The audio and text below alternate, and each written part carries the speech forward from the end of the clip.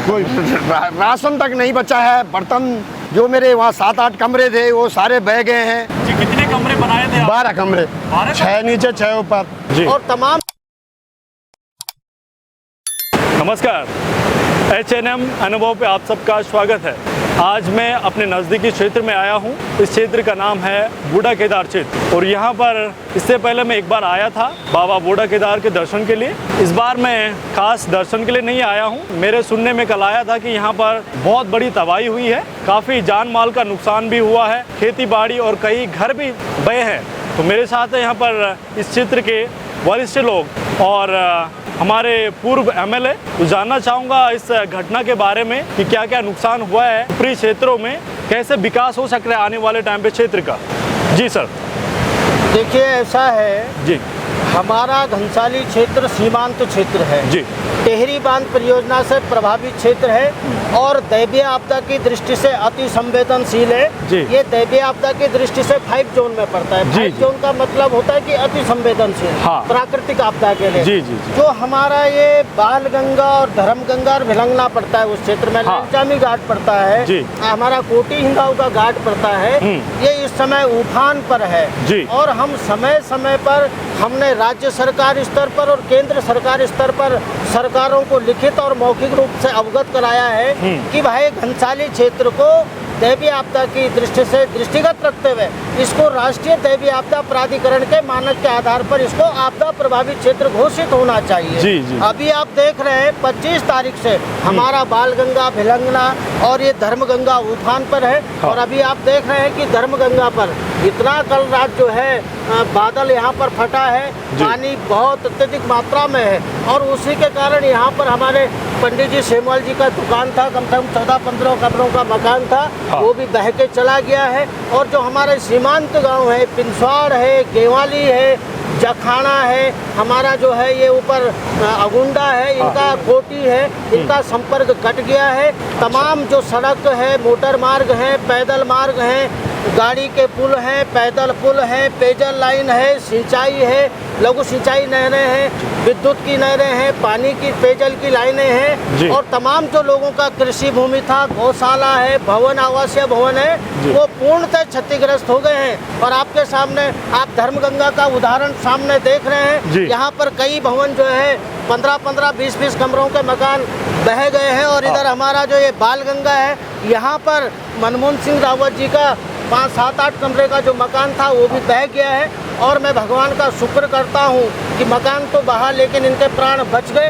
ये बड़ी बात है, परमात्मा का मैं शुक्र अदा करता हूँ। और मेरा सरकार से एक ही निवेदन है कि हमारा घनसाली जो दैवीय आपदा की दृष्टि से अति संवेदन है, इसको आप जो है राष्ट्रीय दैवीय आपदा प्रभावित क्षेत्र घोषित करें। और मेरा तो एक मांग ये भी है क्योंकि सरकारी स्तर पर जो राज्य सरकार के मानक है आपदा के क्षतिग्रस्त पुनर्निर्माण के, ये फसलाना है, ये भवन निर्माण का है।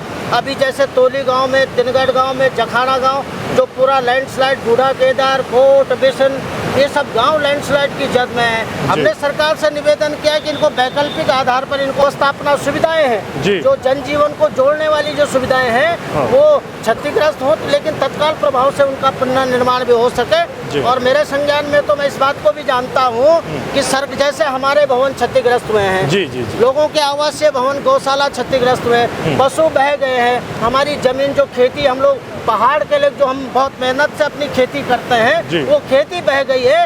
राज्य सरकार स्तर पर इसका मानक बहुत कम है। तो हमारा सरकार से निवेदन है कि आवासीय भवन बह गए, गौशालाएं बह गए, पशु बह गए, कई लोग जो है काल के मुंह में समा गए हैं और फसलाना का उचित मुआवजा राष्ट्रीय दैवीय आपदा प्राधिकरण के आधार पर मिलना चाहिए।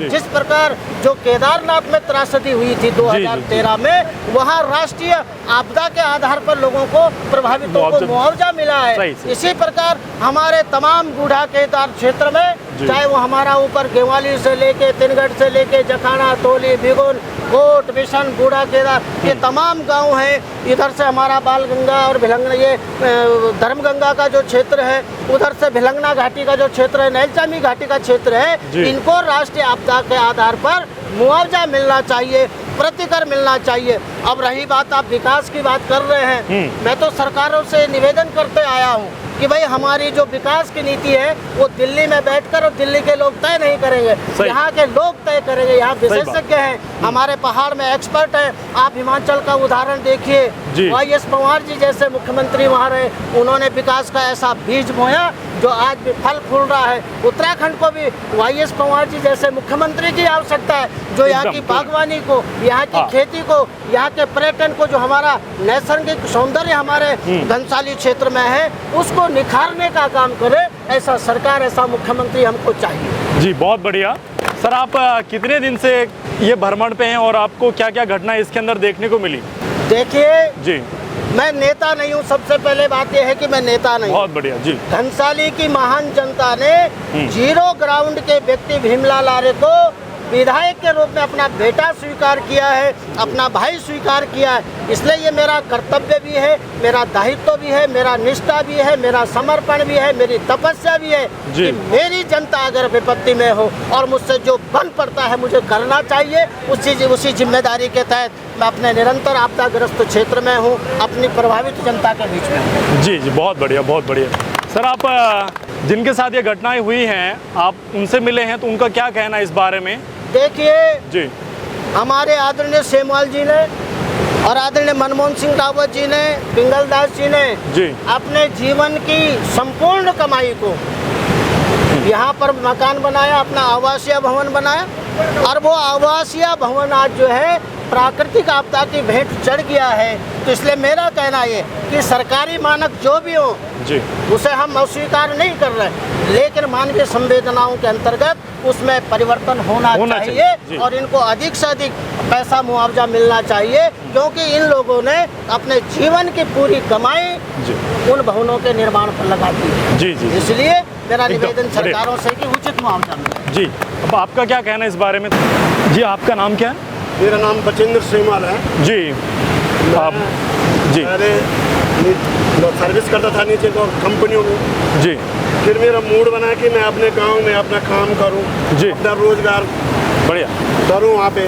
हाँ। तो मैंने यहाँ पे अपने पंडिताई के काम से ये कमरे बनाए थे अपने लिए, कुछ आवासीय भवन थे, कुछ किराए पे होते, जिससे मेरे बच्चे पलने लगे। जी, कितने कमरे बनाए थे? 12 कमरे, 6 नीचे 6 ऊपर। खेती थी, खेती के साथ। अच्छा, आपके टोटल 12 कमरे बह गए? हाँ, 2 भाइयों के 12, 6 एक भाई के, 6 एक दो भाई के, 12 कमरे थे। 2 लैट्रिन बाथ, एक भाई थे, 2 ऐसे। तो कल रात जो है सारे बह गई।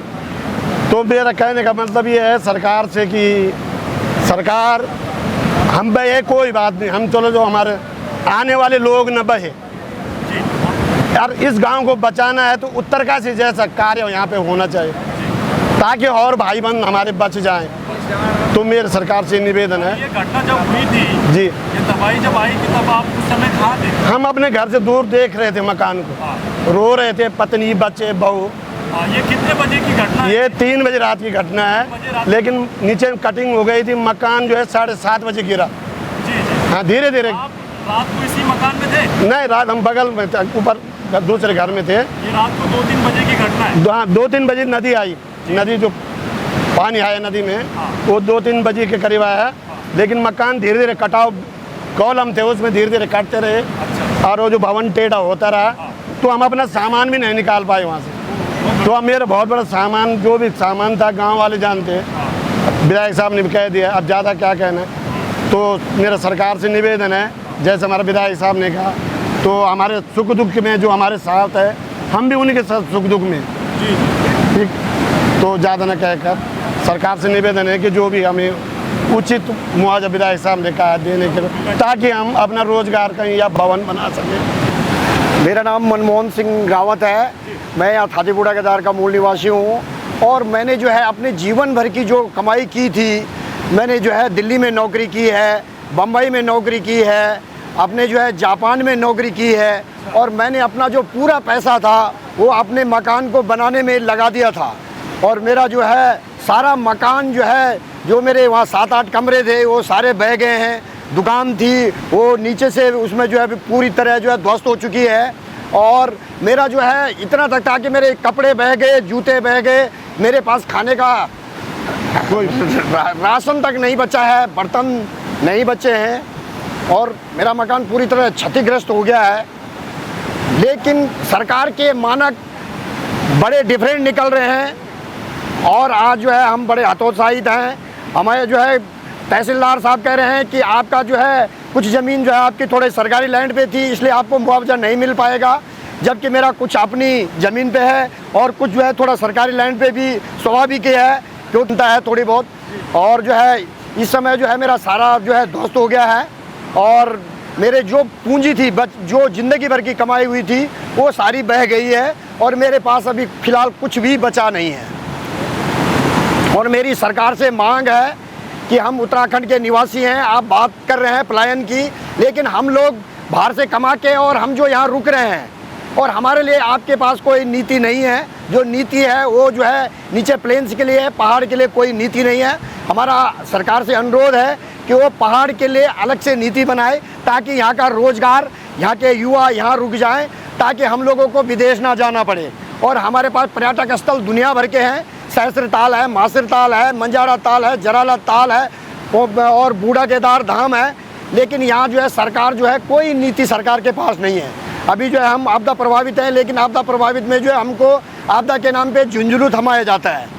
ये जो है सरकार से विशेष हमारा अनुरोध है कि जो है ये आपदा के तहत नीति बने और जो आपदाग्रस्त क्षेत्र हैं यहाँ के लिए जो है डेवलप के लिए और यहाँ के बचाव के लिए कुछ अलग से नीति बने, ताकि जो है हम लोग जो है इस तरह यहाँ से जो है पलायन ना कर पाएँ।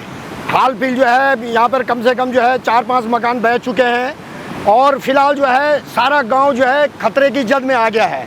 फिलहाल जो है कटान जो हो रखा है वो अगर कुछ टाइम अगर बारिश होती रही, नदी अगर और बढ़ता रहा, तो ये जितना गांव है दोनों तरफ बालगंगा और धर्मगंगा दोनों तरफ से खतरे की जद में है। ये जो गांव है बूढ़ा केदार, ये धर्मगंगा और बालगंगा के बीच में है।